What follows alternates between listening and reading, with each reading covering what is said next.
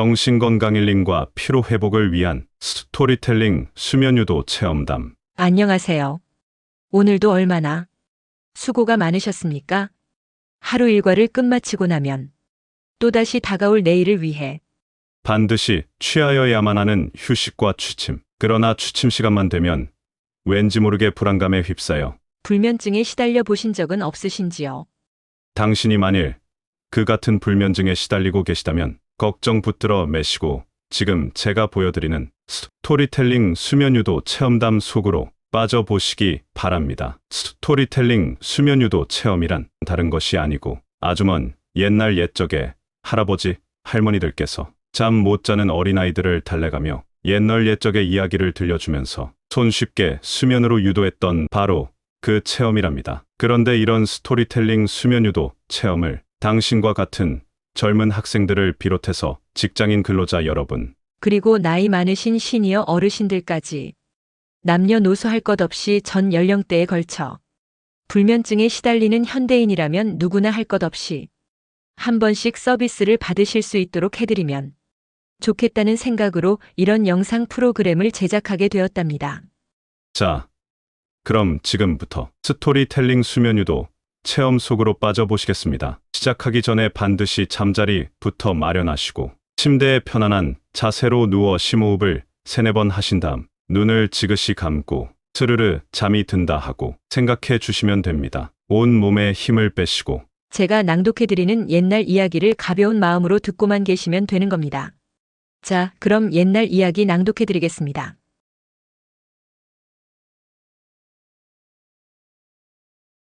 첫사랑의 우편함 이야기. 옛날 아주 옛날 작은 바닷가 마을 언덕 위엔 낡은 우체통이 하나 덩그러니 서 있었습니다. 이 우체통은 아무 집과도 연결되어 있지 않았지만 그곳에는 여전히 누군가 편지를 넣곤 했답니다. 바로 그 마을에 살던 한 노신사 사람들은 그를 편지 할아버지라 불렀지요. 백발의 머리를 반드시 넘기고 매일 같은 시간 바닷가 언덕을 올라가 그 우체통에 아주 조심스레 편지를 한 통 넣는 모습은 마을 사람들에겐 익숙한 풍경이었습니다. 아이들이 물었어요. 할아버지, 거긴 아무도 안 사는데 편지를 왜 넣어요? 할아버지는 고요히 미소 지으며 말했죠. 글쎄, 혹시 모르잖니? 아주 먼 곳에서라도 누군가 보고 있을지도. 아이들은 고개를 갸웃했지만 그 이상 묻지 않았어요. 그저 바람결에 스쳐가는 종이 냄새와 잔잔히 밀려오는 파도 소리만이 말없이 대답해 주었지요. 그 편지는 매번 같은 봉투, 같은 글씨, 그리고 언제나 한 사람에게 보내는 것이었습니다. 이름은 윤희. 할아버지가 젊었던 시절 처음이자 마지막으로 사랑했던 사람의 이름이었죠. 그 시절 그는 20살이었고 그녀는 바닷가 도서관에서 책을 정리하던 18배 소녀였답니다. 조용하고 단정한 목소리, 책장을 넘기던 그녀의 손끝, 그리고 바람에 흩날리던 흰 리본이 그에겐 그 어떤 음악보다 선명했지요. 두 사람은 매일 같은 시간 같은 벤치에서 만나 함께 책을 읽고 사소한 이야기를 나누고 때로는 말없이 바다를 바라보기도 했습니다. 하지만 그 여름이 지나자 그는 서울로 유학을 가야 했고 그녀는 가족과 함께 일본으로 이민을 가게 되었죠. 두 사람은 약속했습니다. 매달 한 통의 편지를 보내기로 언젠가 다시 만날 수 있을 거라 믿으며 처음 몇 달은 편지가 오갔습니다. 하지만 어느 순간부터 윤희의 편지가 더는 오지 않았습니다. 그는 계속 편지를 썼지만 돌아오는 답장은 없었지요. 그렇게 시간이 흘러 어느새 그도 40을 넘기고 쉰이 되었고 편지는 여전히 매달 한 통씩 그 우편함에 넣어졌습니다. 누구도 편지를 가져가지 않았지만 그는 믿었습니다. 윤희는 언젠가 저 바다 너머 어딘가에서 그의 마음을 느낄 것이라고요.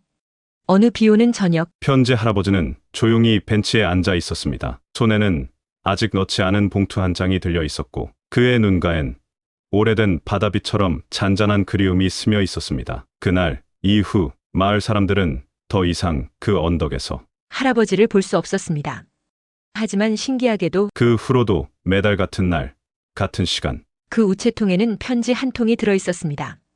어떤 사람은 말합니다. 아마 누군가 대신 넣어주는 걸 거야. 또 다른 사람은 말하죠. 할아버지의 마음이 아직도 그 언덕에 머물러 있는 거겠지. 그리고 또 누군가는 이야기합니다. 언젠가 해무가 자욱하게 깔린 날, 저 멀리 바다 너머에서 흰 모자를 쓴 노부인이 걸어와 우체통 앞에 조용히 멈춰 서더랍니다. 그녀는 오래도록 무언가를 바라보았고, 손끝으로 우체통을 조심스레 쓰다듬었답니다. 그리고 조용히 속삭였다고 해요. 오래 기다리게 해서 미안해요. 그날 저녁, 마을엔 오래된 피아노 소리 같은 바람이 불었고, 우체통 옆 벤치 위엔 2개의 찻잔이 놓여 있었답니다. 차가 식지 않은 걸 보면 그들은 잠시나마 다시 만났던 걸지도 모르지요. 그리고 그날 밤, 마을 사람들 모두 한결같이 조용하고 편안한 꿈을 꾸었다고 합니다. 마치 아주 오래된 편지 한 장을 품속에 안고 잠든 듯이 말이죠. 딸 그림자 소년 이야기. 아주 오래전 바람이 자주 머무는 언덕 위에 하얀 천막 하나가 조용히 서 있었어요. 그 천막 안에는 소년이 살고 있었답니다. 사람들은 그를 달 그림자 소년이라고 불렀어요. 왜냐하면 그는 해가 지고 달이 뜨는 시간에만 언덕 위로 올라왔거든요. 그가 모습을 드러낼 때면 언덕에는 달빛이 부드럽게 깔리고 소년의 그림자가 조용히 풀 위에 춤을 추곤 했습니다. 소년은 말이 없었고 친구도 없었지만 매일 밤 달에게 말을 걸었어요. 오늘은 무슨 꿈을 꾸었어? 지구는 어땠어? 사람들은 잘 지내? 달은 아무 대답도 하지 않았지만 소년은 늘 웃으며 기다렸습니다. 그는 달빛에 손을 흔들며 속삭였어요. 괜찮아. 넌 듣기만 해줘도 좋아. 소년의 텐트 안에는 작은 나무 상자가 하나 있었는데 그 안엔 그가 매일 밤 쓴 편지들이 차곡차곡 쌓여 있었답니다. 그 편지들은 모두 달에게 보내는 이야기였죠. 오늘은 바람이 나에게 인사를 했어. 작은 새가 노래를 불렀고 멀리서 종소리도 들렸어. 나는 아직 혼자지만 외롭지 않아. 그런 밤이 수없이 지나고 어느덧 소년은 조금씩 자라났습니다. 언덕 위에도 계절이 흘렀고 풀은 자라고 나무는 커졌죠. 그리고 어느 날 밤 낯선 소녀가 언덕 위로 올라왔어요. 긴 스웨터를 입고 손엔 손전등을 든 채 말이죠. 그녀는 조심스레 다가와 말했어요. 여기서 누가 노래를 불렀던 것 같아서요. 조용히 흥얼거리는 목소리요. 소녀는 멋쩍게 웃으며 대답했어요. 내가 달에게 한 이야기일지도 몰라요. 가끔 그냥 말하고 싶을 때가 있거든요. 소녀는 그 옆에 조심스레 앉았어요. 그리고 두 사람은 아무 말 없이 그저 달을 바라보았답니다. 그날 이후 두 사람은 매일 밤 언덕에서 만났습니다. 말이 많은 날도 있었고 말이 하나도 없는 날도 있었죠. 하지만 신기하게도 그 고요함 속엔 언제나 따뜻함이 흘렀습니다. 그리고 소녀가 어느 날 말했어요. 당신의 그림자는 달빛보다 부드러워요. 소녀는 처음으로 자신이 혼자가 아니라는 걸 깨달았답니다. 그 후로 달에게 보내는 편지는 2배로 늘었어요. 이젠 소년 혼자 쓰는 편지가 아니라 두 사람의 이야기로 채워졌으니까요. 시간이 지나 그 언덕에 다시 올라온 사람들은 말했어요. 예전엔 이곳에 달 그림자 소년이 있었다고 해요. 그림자의 말을 걸고 침묵을 노래로 바꾸던 아이였대요. 그리고 여전히 그 언덕에는 달빛이 부드럽게 내려앉고 밤이면 은은한 속삭임이 바람을 타고 들려옵니다. 괜찮아. 넌 듣기만 해줘도 좋아. 종이비행기의 마을 이야기. 옛날 아주 옛날 멀리 산과 강이 어우러진 조용한 마을이 있었어요. 그 마을은 종이비행기의 마을이라 불렸지요. 마을 사람들은 모두 종이비행기를 좋아했답니다. 작은 아이들부터 할머니, 할아버지까지 하루도 빠짐없이 종이비행기를 접고 날리며 시간을 보냈지요. 이 마을에는 특히 종이비행기 접기에 뛰어난 한 소년이 살았어요. 그의 이름은 루카였답니다. 루카는 어느 날 마을 가장 높은 언덕에 올라가 새로운 종이비행기를 접기 시작했어요. 종이는 보통 크기의 하얀 종이 한 장이었지만 루카는 그 안에 마음속 꿈과 소원을 담았답니다. 그가 접은 종이비행기는 바람을 타고 높이 날아올랐어요. 하늘 높이 올라가 구름 사이를 헤엄치듯 지나가더니 멀리 마을 밖으로 날아갔지요. 사람들은 모두 고개를 들어 그 비행기를 따라 바라보았어요. 저 비행기가 닿는 곳엔 좋은 일이 생긴대. 맞아. 저 비행기는 마을에 희망을 가져다 줄 거야. 그렇게 말하며 모두가 미소 지었답니다. 루카는 매일매일 새로운 종이 비행기를 접었어요. 때로는 별 모양을, 때로는 작은 배 모양을 만들기도 했죠. 그 종이 비행기들은 마치 작은 마법처럼 마을에 조용한 행복을 선물했습니다. 어느 날 밤, 마을에 커다란 바람이 불었어요. 그 바람은 루카가 접은 모든 종이 비행기들을 한꺼번에 하늘로 날려버렸답니다. 다음 날 아침 마을 사람들은 놀라운 광경을 보았어요. 하늘에는 수백 수천 개의 종이 비행기들이 춤추듯 떠다니고 있었지요. 그리고 그중 몇몇은 마을 바깥으로 흘러나가 이웃 마을까지 찾아갔답니다. 그 바람 덕분에 종이 비행기들은 마을 경계를 넘어 새로운 사람들에게 닿게 되었어요. 루카는 조용히 미소 지으며 생각했답니다. 내 작은 종이 비행기들이 저 멀리서 누군가에게 따뜻한 꿈이 되어주길. 그리고 마을 사람들은 알게 되었지요. 희망과 꿈은 결코 멈추지 않고 바람을 타고 세상을 넓게 안아준다는 것을. 그날 이후로도 종이 비행기의 마을은 언제나 고요하고 따뜻한 바람 속에서 서로의 꿈을 이어주는 특별한 마을로 남았답니다. 하늘 아래 바람 속에 담긴 종이 비행기처럼 우리 마음에도 언제나 부드럽고 따뜻한 꿈이 머물기를 바라며. 별빛 속의 약속 이야기. 옛날 아주 옛날 별이 쏟아지는 깊고 고요한 밤이 자주 찾아오는 작은 마을이 있었어요. 그 마을 사람들은 모두 별을 사랑했답니다. 밤마다 하늘을 올려다보며 저마다 소원을 빌었지요. 그 마을에는 소녀 하나가 살고 있었어요. 소녀의 이름은 아린이었답니다. 아리는 매일 밤 창가에 앉아 별빛을 바라보았어요. 반짝이는 별들 사이로 자신의 꿈을 속삭이곤 했지요. 저 별들처럼 빛나고 싶어. 그리고 꼭 다시 만날 거야. 그 소원은 아린 마음속 깊이 자리 잡았답니다. 어느 해 겨울, 아리는 친구인 지훈과 함께 별이 가장 밝게 빛나는 밤을 기다렸어요. 두 사람은 오래된 약속을 했지요. 우리가 어른이 되면 꼭 다시 이 별빛 아래서 만나자. 그래, 약속할게. 두 사람은 손을 꼭 잡고 별빛 속에서 그 약속을 나누었답니다. 시간은 조용히 흐르고 계절은 바뀌었어요.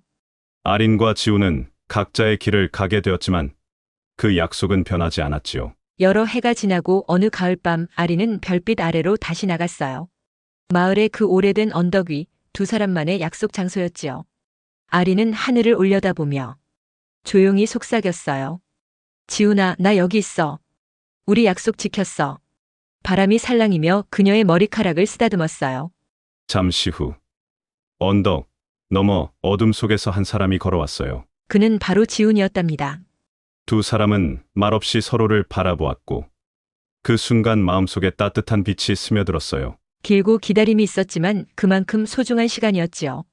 아린과 지우는 함께 별빛을 바라보며 조용한 밤의 이야기를 나누었답니다. 그들의 마음은 다시 하나가 되었고 별처럼 반짝였어요. 그날 밤 별빛은 더욱 환하게 빛났고 마을 사람들 모두가 그 빛을 함께 느꼈답니다. 우리가 함께하는 시간 그리고 약속은 어떤 어려움도 견뎌낼 수 있는 힘이 되어주지. 아린의 속삭임이 별빛 속에 흩어졌어요. 별들은 그렇게 두 사람의 이야기를 조용히 지켜주었고 우리 마음에도 영원한 약속과 따뜻한 빛으로 남아있답니다. 바람의 노래 이야기. 옛날 아주 옛날 바다가 멀리서 속삭이는 소리를 들을 수 있는 조용한 마을이 있었어요. 그 마을에는 바람을 사랑하는 한 남자가 살고 있었답니다. 그의 이름은 준호였지요. 준호는 하루 종일 바람과 함께 시간을 보내곤 했어요. 바람이 부는 방향을 느끼고 바람이 전하는 소리를 듣는 것을 좋아했죠. 바람은 말하지 않아도 많은 이야기를 전해줘. 준호는 그렇게 말하며 바람을 친구처럼 여기곤 했답니다. 어느 봄날 마을에 아름다운 여인이 찾아왔어요. 이름은 은별이었죠. 은별은 부드러운 바람에 실려온 꽃향기를 따라 이 마을에 왔다고 했어요. 준호와 은별은 곧 서로에게 마음을 열었답니다. 함께 걷는 길목마다 바람이 살며시 불어와 그들의 이야기를 감싸 주었어요. 하루는 준호가 은별에게 말했지요. 바람은 우리를 이어주는 달이야. 우리도 이 바람처럼 서로에게 다가가고 있어. 은별은 고개를 끄덕이며 조용히 웃었어요. 그래, 바람은 멀리 있어도 우리 마음을 닿게 해주니까. 그날부터 준호와 은별은 매일 바람이 부는 곳에서 만나 이야기를 나누었답니다. 그들의 사랑은 바람처럼 부드럽고 자유로웠어요. 하지만 시간이 흐르며 은별은 먼 곳으로 떠나야 했어요. 헤어지는 날 두 사람은 바람이 부는 언덕에서 마지막 인사를 나누었답니다. 바람이 우리를 다시 만나게 해줄 거야. 준호가 말했어요. 그럴 거야. 약속해. 은별도 대답했지요. 은별이 떠난 후 준호는 매일 바람이 부는 곳에 서서 은별을 기다렸답니다. 바람이 불 때마다 그녀의 목소리를 듣는 듯 마음이 따뜻해졌죠. 그리고 어느 날 멀리서 은별의 모습이 바람결에 실려 찾아왔어요. 두 사람은 다시 만나 바람처럼 자유롭게 서로의 마음을 나누었답니다. 그렇게 바람은 두 사람의 사랑을 이어주는 노래가 되었고 마을 사람들 모두가 그 노래를 조용히 들으며 마음의 평화를 느꼈답니다. 바람의 노래는 언제나 우리 곁에 머물러 힘들 때도 외로울 때도 마음을 어루만져 주지. 준호의 속삭임이 바람과 함께 사라졌어요. 밤하늘에는 별들이 빛나고 바람은 조용히 그들의 이야기를 감싸 안았습니다. 옛날, 아주 옛날, 산골짜기 작은 마을이 있었어요. 그 마을 사람들은 밤하늘의 별빛을 참 사랑했지요. 그 중에서도 한 소년, 이름은 도연이었답니다. 도연은 매일 밤 창문 너머로 쏟아지는 별빛을 바라보며 소원을 빌곤 했어요. 언젠가 저 별빛처럼 빛나는 하루를 살게 해주세요. 도연의 목소리는 조용했지만 마음은 늘 별처럼 반짝였답니다. 어느 가을밤 도연은 마을 광장에서 별똥별을 보았어요. 그 순간 반짝이는 소녀 하나가 그에게 다가왔지요. 너도 별빛을 좋아하니? 소녀는 부드럽게 물었어요. 응, 별빛 아래에서라면 무슨 약속이든 지킬 수 있을 것 같아. 도연이 대답했죠. 소녀의 이름은 세린이었고 도연과는 달리 도시에서 이사 온 아이였어요. 서로 다른 세계에서 온 두 사람은 별빛 아래에서 약속을 나누었답니다. 어떤 일이 있어도 별빛이 우리를 지켜줄 거야. 세린의 눈동자에 별빛이 담겼어요. 그날 이후로 두 사람은 매일 밤 만나 별 이야기를 나누었답니다. 별자리 하나하나에 자신들의 추억을 새기며 마음속에 따뜻한 빛을 심었죠. 시간이 흘러 세린은 다시 도시로 돌아가야 했어요. 두 사람은 다시 만날 날을 기약하며 별빛 아래서 조용히 손을 맞잡았습니다. 별이 우리를 이어줄 테니 언제나 마음은 가까울 거야. 도연이 속삭였어요. 세린도 고개를 끄덕이며 미소 지었지요. 그 후로도 도연은 매일 밤 별빛을 바라보며 그 약속을 기억했답니다. 그리고 먼 곳에서 세린 역시 같은 별을 바라보며 마음을 전했지요. 별빛은 그렇게 멀리 떨어진 두 사람의 마음을 이어주는 다리가 되었고 마을 사람들은 밤마다 반짝이는 별들을 바라보며 평화를 느꼈답니다. 별빛 아래에서 나눈 약속은 언제나 우리 곁에 머물러 힘든 날에도 마음을 비춰주지. 도연의 부드러운 목소리가 밤 공기 속으로 스며들었어요. 밤하늘은 고요했고 별빛은 조용히 두 사람의 이야기를 감싸 안았습니다. 오래된 벤치의 비밀 이야기. 옛날, 아주 옛날, 조용한 숲 속 작은 마을에 나무 한 그루가 있었어요. 그 나무 밑에는 오래된 벤치 하나가 놓여 있었지요. 그 벤치는 마을 사람들이 쉬어가던 곳이었어요. 바람이 살랑일 때면 벤치는 마치 마을 이야기를 들려주는 듯 서서히 이야기를 시작하곤 했답니다. 어느 가을날 마을에 한 노인이 찾아왔어요. 그 노인은 오랜 세월 벤치를 지켜온 시간의 수호자라고 불렸죠. 노인은 벤치에 앉아 조용히 눈을 감았어요. 그리고 마치 옛 기억을 더듬듯 조용히 이야기를 시작했지요. 이 벤치는 수많은 이별과 만남의 장소였단다. 사랑하는 사람과 처음 만난 자리, 헤어져야만 했던 슬픈 자리, 그리고 다시 만나기로 약속했던 그 자리. 마을 아이들은 노인의 이야기에 귀를 기울였어요. 그들은 벤치 아래 숨겨진 작은 상자를 발견했죠. 상자 안에는 오래된 편지들이 있었어요. 편지마다 누군가에게 전하는 사랑과 감사, 그리고 용서와 희망이 담겨 있었지요. 노인은 조용히 미소 지으며 말했어요. 이 편지들은 모두 마음의 약속이란다. 시간이 흘러도 잊지 말아야 할 것들이지. 그날 이후로 마을 사람들은 벤치에 찾아와 자신의 이야기를 적어 편지로 남기기 시작했어요. 서로의 마음을 전하는 소중한 장소가 된 거죠. 시간이 지나 어느새 벤치는 더욱 따뜻한 기억들로 가득 찼어요. 바람이 불 때마다 벤치는 사랑의 노래를 부르고 있었지요. 밤이 찾아오면 노인은 벤치에 앉아 다시 눈을 감았어요. 그리고 마음속으로 속삭였지요. 여기 모인 모든 이야기들이 조용한 밤하늘 아래 편안히 잠들기를. 그 벤치 아래 숲속 바람은 살며시 흔들리고 마을 사람들의 마음은 따뜻한 평화를 느꼈답니다.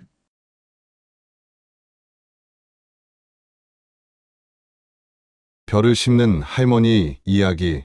옛날, 아주 먼 옛날, 해가 지고 달이 뜨면 세상에서 가장 조용해지는 마을이 있었어요. 그 마을의 가장 높은 언덕 위엔 하얀 머리를 단정히 묶은 할머니 한 분이 살고 있었답니다. 사람들은 그분을 별을 심는 할머니라 불렀어요. 왜냐고요? 밤이 되면 할머니는 손에 작은 바구니를 들고 하늘을 바라보며 조용히 무언가를 뿌리곤 했거든요. 아이들은 말했어요. 할머니가 씨앗을 던지면 밤하늘에 별이 자라요. 어른들은 웃으며 말했죠. 그건 마법 같은 거란다. 아주 오래된 마음의 마법이지. 할머니의 집은 작고 소박했지만 벽엔 오래된 별 지도와 낡은 천체 망원경이 있었어요. 밤마다 할머니는 별 하나하나를 바라보며 작은 수첩에 조용히 무언가를 기록했답니다. 오늘은 동쪽 하늘 네 번째 별이 유난히 밝구나. 어제 심은 별이 반짝이네. 누군가의 소원이 전해졌나 보군. 어느 날 밤, 비가 내리던 날이었어요. 작은 소년이 우산도 없이 언덕을 올라왔어요. 할머니를 찾아온 거예요. 할머니, 별을 심는 법을 알려주세요. 우리 엄마가 아파요. 별에다 소원을 빌고 싶어요. 할머니는 조용히 웃으며 작은 별 씨앗 하나를 소년의 손에 쥐어주었어요. 이건 진짜 씨앗은 아니야.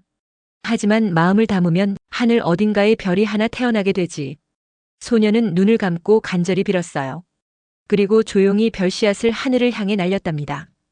그날 밤 비가 그치고 먹구름 사이로 아주 반짝이는 별 하나가 나타났어요. 그 별은 누구보다 밝고 따뜻했지요. 시간이 흐르고 소년은 매일 밤 언덕에 올라 별 씨앗을 날렸어요. 어느덧 언덕 위 하늘은 수백 개의 별로 가득 채워졌고 마을 사람들은 그 하늘을 소원의 정원이라 불렀답니다. 그리고 별을 심던 할머니는 조용히 그 별들 사이로 스며들듯 사라졌지요. 하지만 사람들은 믿었어요. 그녀는 여전히 어딘가에서 우리의 소원을 듣고 있다고. 밤이 찾아올 때면 아이들은 고요히 속삭이곤 해요. 할머니, 오늘도 별을 하나 심어주세요. 내 마음이 밤하늘 어딘가에서 따뜻하게 반짝이게요. 기억을 담은 찻잔 이야기. 아주 오래전 안개가 자욱한 산속 마을에 은은한 차향이 가득한 작은 찻집이 있었습니다. 그 찻집의 이름은 기억의 찻잔. 그곳을 운영하던 이는 조용하고 인자한 눈빛을 가진 할머니 한 분이었죠. 찻집에는 특별한 규칙이 하나 있었어요. 차를 마시기 전에 마음속 가장 따뜻했던 기억 하나를 떠올릴 것. 사람들은 이 찻집에 찾아와 오래된 사랑을 떠올리거나 어릴 적 엄마 손을 잡고 걷던 길을 기억하거나 눈 내리던 날의 웃음소리를 떠올리곤 했죠. 할머니는 매번 조용히 웃으며 물었어요. 오늘은 어떤 기억을 차에 담아드릴까요? 찻잔은 모두 제각기 달랐어요. 어떤 건 손잡이가 없었고 어떤 건 유난히 무거웠고 어떤 건 안에 작은 꽃잎이 박혀 있었지요. 그리고 신기하게도 그 찻잔을 손에 쥐고 향기를 맡는 순간 사람들은 마치 그 기억의 한가운데로 조용히 걸어 들어가는 듯한 기분을 느꼈답니다. 어느 날 한 젊은 여인이 찻집을 찾았어요. 그녀는 피곤한 얼굴로 자리에 앉으며 말했죠. 아무것도 떠오르지 않아요. 따뜻한 기억이 없는 것 같아요. 할머니는 조용히 고개를 끄덕이며 오래된 작은 찻잔 하나를 꺼내왔어요. 유리처럼 투명한 찻잔, 그리고 안에는 아주 옅은 색의 차가 담겨 있었죠. 그럼 오늘은 이 찻잔 속에서 처음의 기억을 꺼내보도록 해요. 여인이 조심스럽게 찻잔을 들고 차를 마시자 눈이 천천히 감겼어요. 그녀는 어느 여름날의 풍경 속으로 들어갔습니다. 풀벌레 울음소리 가득한 저녁 무렵 작은 손이 그녀의 손을 꼭 잡고 있었죠. 어린 시절 병원 창문 밖을 바라보며 함께 있던 엄마의 미소가 떠올랐어요. 그 기억은 아주 조용하고 아주 짧았지만 마음 깊은 곳에서 따뜻한 무언가가 살며시 피어났습니다. 그녀는 눈을 뜨며 속삭였어요. 조금 떠올랐어요. 아주 오래전 정말 좋아했던 순간이었어요.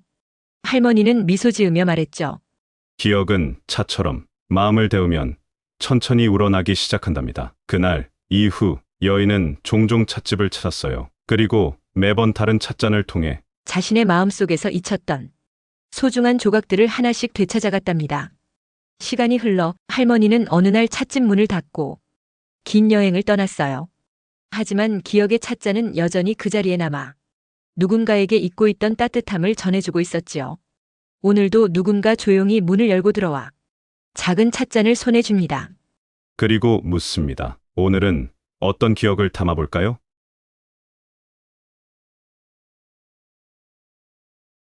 고양이와 피아노 이야기. 한적한 골목 끝 덩굴 식물이 뒤덮은 오래된 건물 한 채가 있었어요. 그곳은 지금은 문을 닫은 음악학원이었죠. 문이 닫힌 지 오래됐지만 밤이 되면 가끔 아주 은은한 피아노 소리가 흘러나왔어요. 그 소리는 마치 누군가의 기억처럼 지나간 시간의 틈에서 조용히 흘러나오는 듯 했죠. 사람들은 말했어요. 그 학원엔 밤마다 고양이가 찾아온다더라. 그 고양이가 피아노를 친대. 믿기 어려운 이야기지만 그곳에선 정말로 매일 밤 피아노 위에 조용히 앉은 고양이 한 마리를 볼 수 있었어요. 그 고양이는 하얀 털에 작은 회색 무늬가 있는 아주 고요한 눈빛을 지닌 존재였죠. 고양이는 아무도 없을 때 조심스레 피아노 건반 위를 걸어 다녔어요. 그리고 놀랍게도 그 발걸음은 언제나 아주 조화롭게 들렸답니다. 어느 음은 조심스러웠고, 어느 음은 슬펐고, 어느 음은 따뜻했죠. 그걸 들은 사람들은 말했어요. 고양이가 치는 건 자기가 기억하고 싶은 사람들의 마음이래. 사실 이 고양이는 오래전 이 피아노 학원에서 키우던 아이의 고양이였어요. 그 아이는 매일 피아노를 치며 고양이에게 말을 걸었죠. 루루야, 이 곡 어때? 오늘은 조금 더 부드럽게 쳐볼까? 아이와 고양이는 둘도 없는 친구였어요. 하지만 아이의 가족이 이사를 가며 학원은 문을 닫게 되었고 고양이는 그 자리에 남게 되었어요. 그날 이후 고양이는 매일 밤 학원에 돌아와 주인이 치던 피아노 위를 걸었어요. 그 발걸음은 아이의 연주를 기억하려는 작은 마음의 흔적이었죠. 어느 겨울밤, 한 젊은 여성이 지나가다 흘러나오는 피아노 소리에 이끌려 문을 열었어요. 피아노 앞에 앉은 고양이를 보고 그녀는 조용히 피아노 옆자리에 앉았어요. 그리고 아주 조심스럽게 고양이의 음에 따라 화음을 얹기 시작했죠. 그 순간 피아노는 다시 살아난 듯 조화로운 선율로 방 안을 가득 채웠어요. 고양이는 여인을 올려다보며 조용히 눈을 감았어요. 그리고 그날 이후 그들은 매일 밤 함께 연주했답니다. 그녀는 말했어요. 이 고양이 마치 누군가를 기다리는 것 같아요.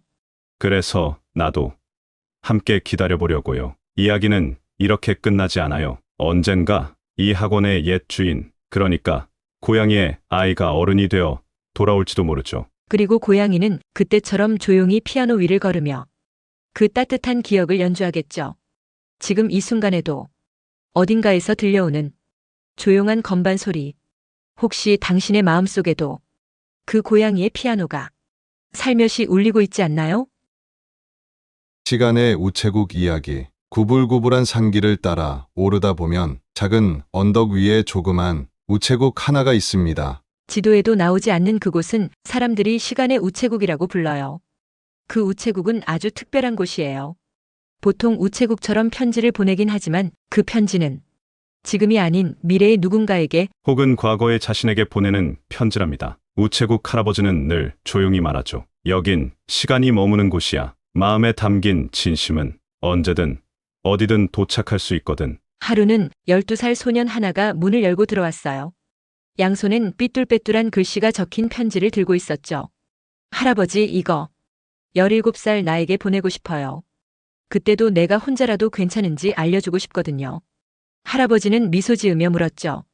그럼 17살 너는 뭐라고 대답할까? 소년은 잠시 고민하다가 웃었어요.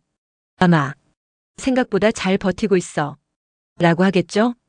그 편지는 작은 유리함 속에 보관되었고 소년은 몇 년 뒤 다시 찾아와 그 글을 천천히 읽었답니다. 그 글 속엔 어린 자신이 건넨 작고 따뜻한 위로가 담겨 있었어요. 또 어떤 날은 백발의 할머니가 찾아왔어요. 떨리는 손으로 종이를 꺼내며 말했죠. 이건 내가 20살 때 사랑했던 사람에게 쓰는 편지예요. 그땐 말하지 못했지만 그 사람 덕분에 지금까지 외롭지 않았어요. 그 편지는 접혀 과거로 보내는 편지함 속에 조용히 들어갔고 이상하게도 그날 밤 아주 오래전 그 남자의 꿈속에 젊은 시절의 할머니가 나타나 웃어주었답니다. 이 우체국의 비밀은 바로 이것이죠. 진심으로 쓴 편지는 시간을 넘어 마음에 닿는다는 것. 누군가는 미래의 아이에게, 부모로서의 다짐을 적고 누군가는 이제는 말할 수 없게 된 사과를 조심스레 접어넣어요. 때론 펜을 들지 못한 채 그저 우체국 벤치에 앉아 오래도록 하늘만 바라보다 가는 사람도 있어요. 그런 날이면 우체국 할아버지는 조용히 따뜻한 차를 내오며 말해요. 편지는 꼭 종이로만 쓰는 게 아니야. 마음이 적는 것도 있거든. 그리고 어느 날 우체국 벽면에 작게 쓰인 문구 하나가 사람들의 눈길을 끌어요. 지금 이 순간 당신이 간직한 마음은 언젠가 반드시 누군가의 시간에 도착합니다. 혹시 지금 전하고 싶은 말이 있으신가요? 그 말이 누구에게 닿기를 바라시나요? 그렇다면 마음을 가만히 눈 감고 떠올려 보세요. 그 말은 이 밤 당신도 모르는 사이 시간을 건너 누군가에게 닿고 있을 거예요.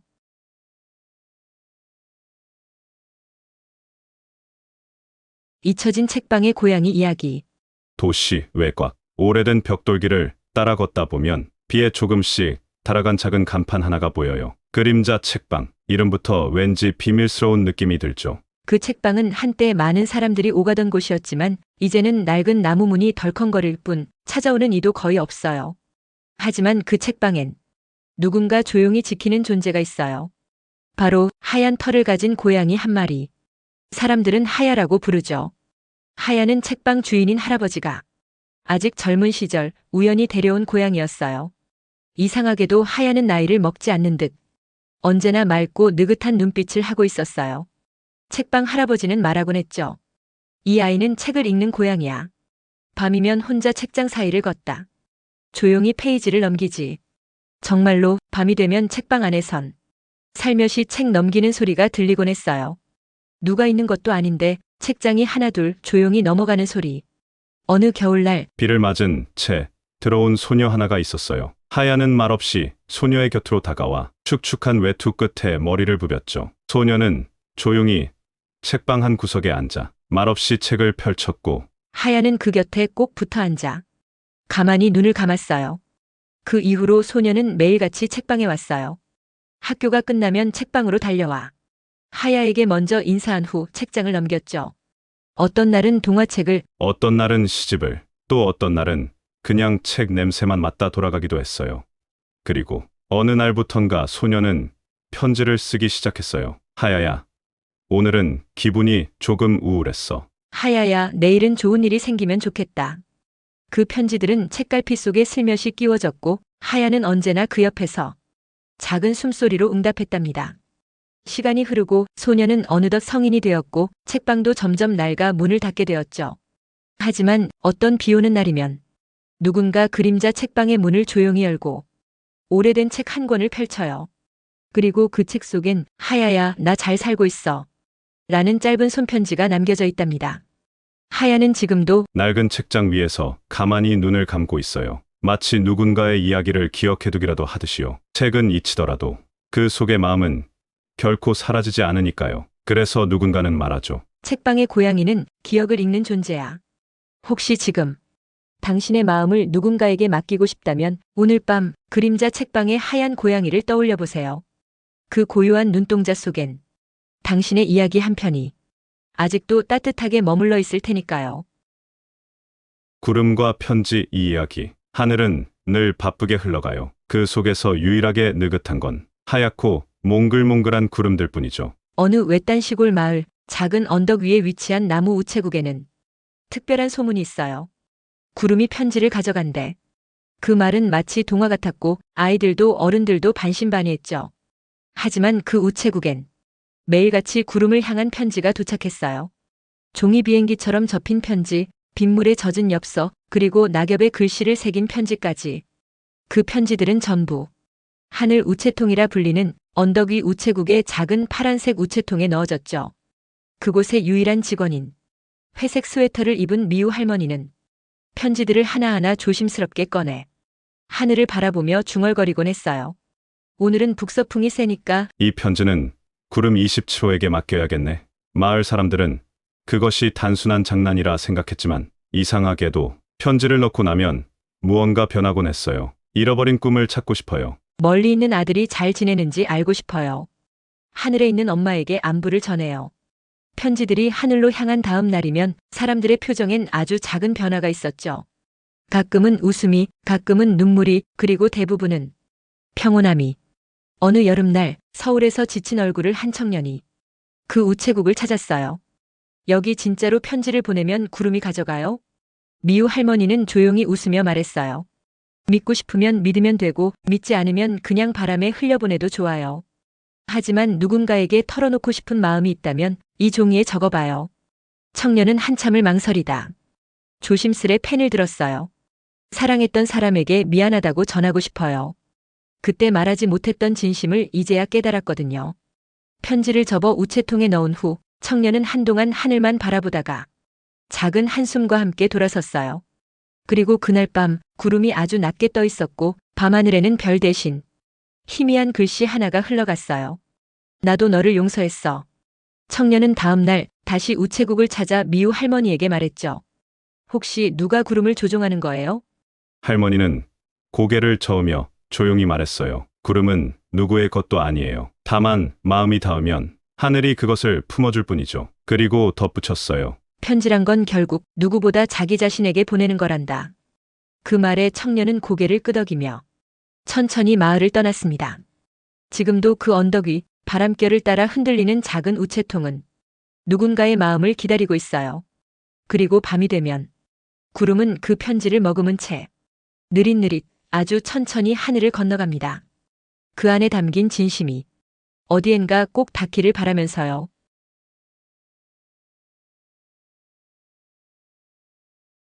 이불 속의 별들 이야기.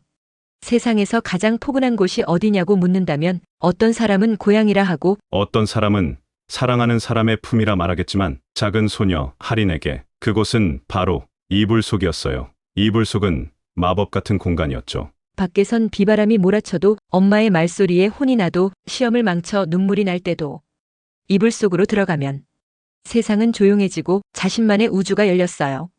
하리는 매일 밤 이불을 푹 덮고 누워 자신만의 우주여행을 떠났어요. 이불 안쪽 벽에 작은 손전등을 비추며 그림자 놀이로 별자리를 만들었죠. 여긴 북두칠성, 저건 별똥별. 그리고 저 별은 오늘 나 혼자 울지 않은 상. 할인에게 별들은 친구였어요. 말은 안 하지만 늘 곁에 있었고 무섭거나 외로울 때면 살짝 빛을 깜빡이며 위로해줬죠. 가끔은 엄마도 이불 속으로 들어와 할인의 우주여행에 동참했어요. 오늘은 어떤 별을 만들었어? 엄마 별이요. 엄마는 항상 나를 지켜보는 별이에요. 그럼 오늘도 나랑 같이 여행해볼까? 두 사람은 손전등 하나로 이불 천장에 수많은 별들을 새기며 세상에서 가장 조용한 밤하늘을 만들었어요. 그러던 어느 날 엄마는 몸이 아파 할인과 함께 별을 보지 못하게 되었어요. 오늘도 혼자 여행할 수 있지? 엄마는 희미한 미소로 말했지만 할인은 알 수 없는 슬픔에 휩싸였어요. 그날 밤 할인은 손전등 대신 작은 손으로 이불을 끌어당기며 속삭였어요. 엄마 별 오늘은 어디 있어요? 내가 불을 못 켜도 날 비춰줄 수 있어요? 조용한 어둠 속 창문 틈 사이로 한 줄기 별빛이 이불을 스쳤어요. 그 순간 할인은 느꼈어요. 이불 속의 별들은 언제나 곁에 있다는 걸. 눈에 보이지 않아도 느낄 수만 있다면 그건 진짜 별이라는 걸. 그날 이후 할인은 혼자서도 별을 만들었어요. 슬퍼도 무서워도 그 안에서 언제나 작은 빛 하나가 기다리고 있었으니까요. 이불을 뒤집어 쓰고 할인은 속삭입니다. 오늘도 나만의 우주로 출발합니다. 엄마 별과 함께요. 그리고 그 밤 이불 천장은 그 어느 때보다도 반짝반짝 빛나고 있었어요. 사라지는 그림자 이야기. 한 소년이 있었습니다. 이름은 도윤. 도윤은 그림자를 좋아했습니다. 태양이 길게 늘어질 무렵 바닥에 따라붙는 자기 그림자를 가장 친한 친구처럼 여기곤 했죠. 얘는 말은 없지만 언제나 나랑 함께 다녀. 햇살이 따뜻한 날이면 도윤은 공원에 나가 그림자랑 달리기 시합을 했어요. 하나, 둘, 셋 뛰어가면 그림자도 따라 뛰고 멈추면 그림자도 멈췄죠. 도윤은 그런 그림자가 살아있는 친구처럼 느껴졌어요. 그런데 이상한 일이 생겼습니다. 어느 날부터 그림자가 점점 희미해지는 겁니다. 왜 이러지? 너 나랑 노는 거 싫어진 거야? 그림자는 대답이 없었고 햇빛도 점점 흐려졌죠. 사실 그건 도윤이 아팠기 때문이었어요. 병원 침대 위에서 창밖을 바라보며 도윤은 다시 그림자를 찾았어요. 오늘은 좀 나아졌어. 그러니까 우리 다시 놀자. 그날 창밖 햇살이 스며들며 하얀 병실 바닥에 희미한 그림자 하나가 피어났어요. 도윤은 그걸 보고 살며시 웃으며 말했죠. 그래, 너도 날 기다렸구나. 그림자는 아무 말도 없었지만 그 자리에 조용히 앉아 도윤 곁을 지켜주는 듯 했어요. 하지만 시간이 흐를수록 그림자는 자주 나타나지 않았고 도윤도 점점 힘들어졌어요. 그리고 어느 날 도윤은 마지막으로 따스한 오후 햇살을 받으며 창가에 앉았어요. 그림자는 천천히 아주 조용히 도윤의 곁에 다시 나타났어요. 이제 같이 가자. 넌 항상 내 옆에 있었잖아. 그림자는 이번에도 말없이 따라갔고 두 모습은 함께 빛 속으로 천천히 스며들었어요. 도윤의 마지막 미소엔 슬픔보다 따뜻함이 담겨 있었죠. 그림자는 이제 사라졌지만 도윤이 있던 자리는 햇살 속에서 언제나 부드럽게 반짝였어요. 누군가 말하곤 했죠. 햇살이 좋을 때 그림자 하나가 내 곁에 머무르면 그건 도윤이 놀러온 거야. 그리고 그림자는 그 말에 답하듯 언제나 조용히 곁을 지켜주었습니다. 엄마의 양말 서랍 이야기. 어느 작은 시골 마을. 희수는 오래된 엄마의 집을 정리하러 왔습니다. 엄마가 세상을 떠난 후 처음으로 집을 홀로 마주한 날이었죠. 집안은 오래된 먼지 냄새와 세월의 조용한 숨결로 가득했습니다. 희수는 한 방 한 방 천천히 열어가며 추억들을 꺼내듯 짐을 정리했어요. 그리고 마침내 마지막 방, 엄마의 침실로 들어갔죠. 그곳엔 예전 모습 그대로 엄마의 옷장과 작은 화장대, 그리고 한 구석에 양말, 서랍이 있었습니다. 희수는 그 서랍을 보며 문득 웃음이 났어요. 엄마는 왜 그렇게 양말을 모았을까? 서랍을 열자 봄꽃 같은 무늬의 양말, 도톰한 겨울용 털양말, 아이들이 그려진 캐릭터 양말. 다양한 양말들이 곱게 접혀 있었죠. 그리고 그 아래 작은 종이 상자가 나왔어요. 희수는 조심스레 상자를 열었고 거기엔 노란 메모지들이 차곡차곡 들어 있었어요. 희수 첫 운동회 날 도토리 무늬 양말. 겨울 첫눈 맞으러 간 날 하늘색 울 양말. 고3 시험 전날 따뜻한 행운 양말. 엄마는 매번 특별한 날마다 희수에게 다른 양말을 신겨주며 그날의 마음을 메모로 남겨왔던 것이었어요. 희수는 갑자기 눈물이 났습니다. 그땐 몰랐어요. 양말 하나에도 그렇게 많은 사랑이 담겨 있었는지를요. 희수는 서랍을 다시 닫지 않았습니다. 대신 하나의 메모를 써 넣었죠. 엄마를 다시 품은 날 라벤더 향이 스며든 하얀 양말. 그날 밤 희수는 오래된 침대에 누워 엄마의 양말 서랍을 바라보며 잠이 들었어요. 창밖에서 불어오는 바람이 마치 엄마 손길처럼 부드럽게 커튼을 흔들었고 희수의 얼굴 위엔 따뜻한 미소가 피어났습니다. 누군가 그 모습을 보았다면 이렇게 말했을 겁니다. 오늘 그 집엔 다시 한번 사랑이 피어났어요. 잠든 책방의 고양이 이야기. 도시의 가장 오래된 골목 끝 달빛 책방이라는 작은 간판이 달린 서점이 있었습니다. 간판은 오래되어 글자 일부가 지워졌지만 오히려 그 낡은 느낌이 이상하리만치 따뜻하게 느껴졌죠. 책방 안은 낮에도 어두웠지만 바닥까지 닿는 커튼 틈새로 들어오는 햇살이 책등을 하나씩 쓰다듬듯 비추고 있었습니다. 그리고 그 책방에는 모카라는 회색빛 고양이가 살고 있었어요. 모카는 책장 위에서 졸기도 하고 읽고 있던 손님 무릎 위에 슬며시 올라가 코를 골며 잠들기도 했죠. 책방 주인인 정할머니는 매일 아침 첫 책장을 열기 전 모카에게 이렇게 속삭이곤 했습니다. 오늘은 어떤 이야기 속에서 잠들까, 모카야? 모카는 대답 대신 가볍게 꼬리를 흔들며 할머니의 발목에 부비곤 했죠. 책방은 손님이 많지는 않았지만 찾는 이들은 하나같이 마음이 조금씩 지쳐 있었어요. 실연한 청년, 과로에 지친 회사원, 홀로 된 노인, 말없는 아이. 하지만 그들 모두는 책방의 조용한 공기 속에서 모카의 온기를 통해 조금씩 안정을 되찾았습니다.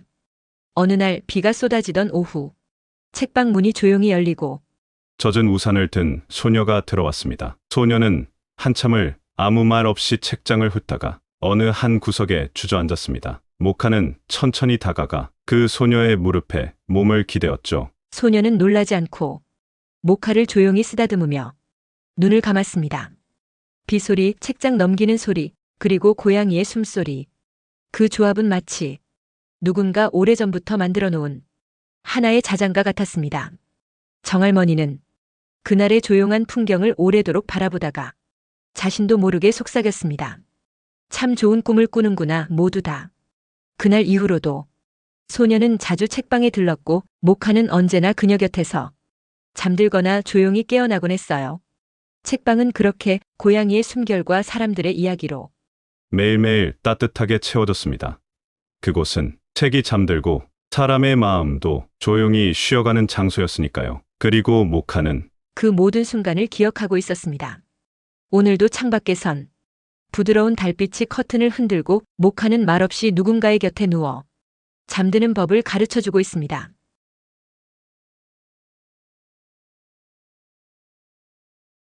우체통 앞의 편지들 이야기. 마을 한가운데 오래된 은행나무 아래 빨간 우체통 하나가 놓여 있었습니다.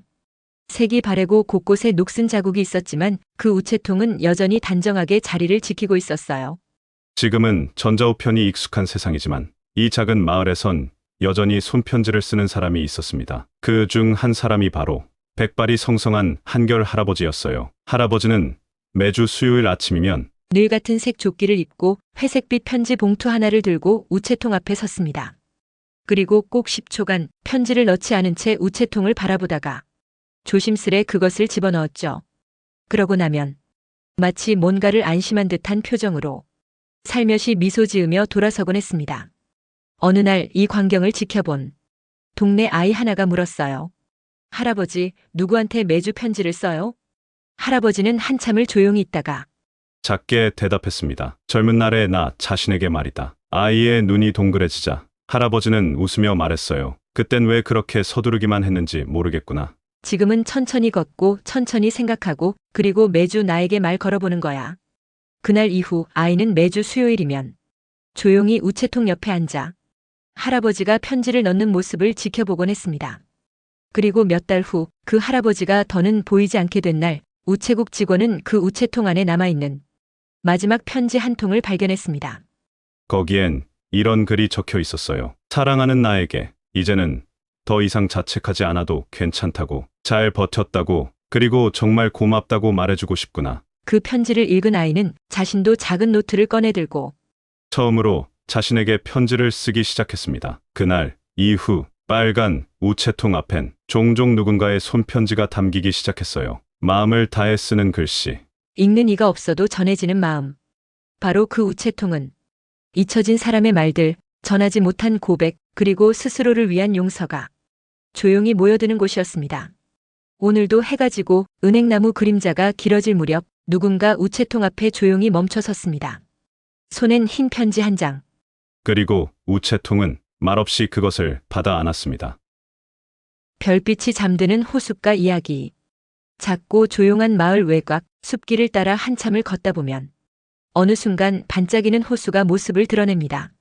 그 호수의 이름은 별빛 호수라고 불렸어요. 밤이면 수면 위에 별들이 잠드는 듯 고요했기 때문이죠. 이 호숫가에는 매일 밤 자정이 되면 찾아오는 한 남자가 있었습니다. 그의 이름은 준서. 도시에 살던 그는 번잡한 삶에 지쳐 고향으로 돌아온 지 1년이 되었지요. 낮에는 사람들과 잘 어울리지도 않고 무언가 생각에 잠긴 듯 늘 조용했지만 밤이 되면 호숫가를 찾았고 그곳에서 매일 밤 무언가를 속삭였습니다. 호숫가에 앉아 파도도 바람도 거의 없는 그 잔잔한 수면을 보며 그는 조용히 속삭였죠. 잘 지내지? 오늘은 별들이 유난히 반짝이네. 그 말은 누구에게 하는 말이었을까요? 사실 그가 이곳에 돌아오게 된 건 사랑했던 연인을 이별 없이 잃었기 때문이었습니다. 어느 겨울밤 눈보라 속사고 그날 이후로 준서는 혼자가 되었고 그녀와 함께 가기로 했던 호숫가에 이제 혼자 찾아오고 있었던 거죠. 하지만 이상한 일이 일어났습니다. 어느 날부터인가 그가 앉는 그 자리에 하얀 종이배가 하나씩 떠 있었습니다. 작고 정성스럽게 접힌 종이배엔 짧은 글귀가 적혀 있었어요. 당신의 이야기를 매일 듣고 있어요. 별빛도 당신을 기억하고 있어요. 처음엔 누군가의 장난인 줄 알았지만 매일 밤마다 새로운 종이배가 떠 있었고 거기엔 따뜻한 말들이 담겨 있었습니다. 그리고 어느 날 그는 종이배를 따라 호숫가 반대편으로 조심스레 걸어갔습니다. 잔잔한 바람, 달빛, 그리고 물결 위의 반짝임. 그곳엔 조용히 앉아 책을 읽고 있는 한 여인이 있었습니다. 그녀는 준서를 보자 부드럽게 웃으며 말했죠. 당신이 들려준 이야기, 매일 밤 별빛이 들려주었어요. 그래서 저도 어느새 당신의 이야기를 기다리게 되었답니다. 그 순간 호수 위엔 별들이 쏟아질 듯 빛나기 시작했고 그 잔잔한 물결 속엔 다시 시작될 무언가가 태어나고 있었습니다. 그 후로도 준서는 매일 밤 그 호숫가를 찾았고 그녀와 나란히 앉아 이야기를 나누며 시간을 보냈습니다. 별빛은 여전히 조용히 잠들었고 그 둘의 목소리는 마치 자장가처럼 밤하늘을 어루만졌지요. 지금도 어느 조용한 밤이면 그 호숫가에는 두 사람의 발자국이 나란히 남아 있습니다. 그리고 별빛은 말없이 그 모든 것을 지켜보고 있죠. 네, 오늘 이야기는 여기까지인데 아직도 잠을 못 이루시고 계시나요? 걱정하지 마세요. 이야기 듣는 재미도 있으시니까요. 처음부터 다시 방송을 들으셔도 좋아요. 그러다 보면 어느 틈에 자신도 모르게 잠들어 계실 테니까요. 그런데 만약 여러 번의 시도 끝에도 수면, 유도에 실패하실 경우에는 반드시 전문의를 찾아 상담을 해보시기 바라겠습니다. 정신건강 힐링과 피로회복을 위한 스토리텔링 수면유도 체험담. 다음 시간에 또 뵙겠습니다. 편히 쉬세요.